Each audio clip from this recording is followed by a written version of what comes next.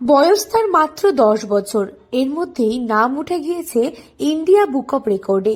ইমন মণ্ডলকে নিয়ে তাই গর্বের শেষ নেই গোটা হিলির মানুষের।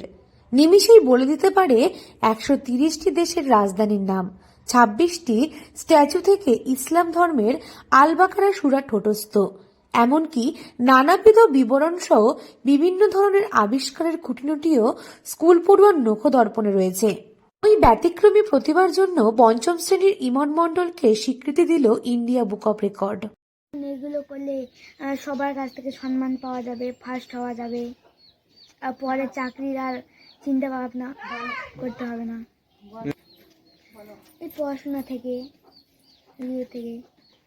আমার ওগুলো এমনি যে বাকি গুটি খেলা, ক্রিকেট খেলা এগুলো ভালো লাগে না, এগুলো পড়তে ভালো লাগে আমার। তার মানে আমি যখন এমনি ফাঁকা সময়ে স্কুল যাই, বাদ বাকি যে স্কুল যখন যাই না তখন আমি মোবাইল দেখি, মোবাইল থেকে ইউটিউবে শর্ট ভিডিও থাকে যে ওখান থেকে আমি কিছু এগুলো কান্ট্রিজ ক্যাপিটাল এগুলো পেলে নোট করে নেই খাতাতে, তারপর এগুলো সন্ধ্যাবেলা পড়ার শেষে এগুলো মুখস্থ করি।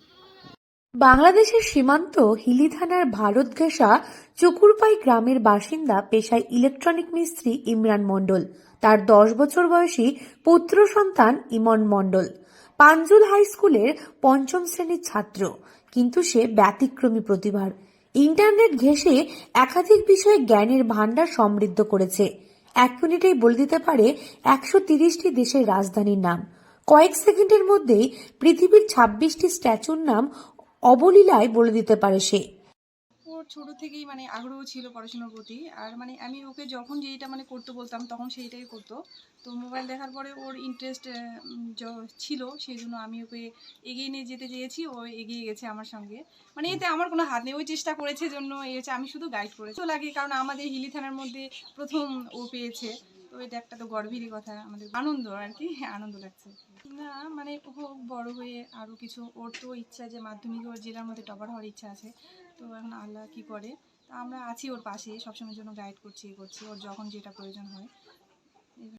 এমনকি ইসলাম ধর্মাবলম্বী হওয়ায় সবচেয়ে বড় কোরআন শরীফ আল বাকারা সূরা এক লহমায় ঠোঁটস্থ বলছে ওই বিস্ময়কর বালক। ইন্ডিয়া বুক অব রেকর্ডের ওই সংস্থার তরফে ইমনের ব্যতিক্রমী প্রতিভার বিষয়টি পর্যবেক্ষণ করা হয়। এরপরই ভারতের 10 জন কিশোরের মধ্যে প্রতিযোগিতা হয়। গত 11 December India book of records online প্রতিযোগিতায় অংশ নিয়েছিল ইমন। তারপরেই আসে সুখবর। সেখানে ইমনের প্রতিভা প্রতিষ্ঠিত হয়। গত 15 জানুয়ারি ইন্ডিয়া বুক অব রেকর্ডস থেকে ইমন মণ্ডলকে স্বীকৃতি দেওয়া হয়। সম্প্রতি ইমনের বাড়ি স্বীকৃতিপত্র পাঠিয়েছে ওই সংস্থা। তারপর থেকেই উচ্ছ্বাসিত পরিবারের সদস্যরা। বলে যে ভালো হয়েছে, আরও চেষ্টা করো কিছু করার। ইলেকট্রিশিয়ান ইঞ্জিনিয়ার আমার খুব ভালো লাগছে। আমার চেষ্টা আছে যে মাধ্যমিকে দক্ষিণ দিনাজপুরের মধ্যে ফার্স্ট হওয়া, ও 12 পাস, 11 পাস, উচ্চ মাধ্যমিক। ইমনের বাবা পেশায় ইলেকট্রনিক মিস্ত্রি ইমরান মণ্ডলের আনন্দ যেন ধরে না। এমনকি শুধু পরিবারই নয়, ইমন মণ্ডলকে নিয়ে গর্বের শেষ নেই গোটা হিলির মানুষের। দক্ষিণ দিনাজপুর থেকে সুস্মিতা গোস্বামী রিপোর্ট, লোকাল 18 বাংলা।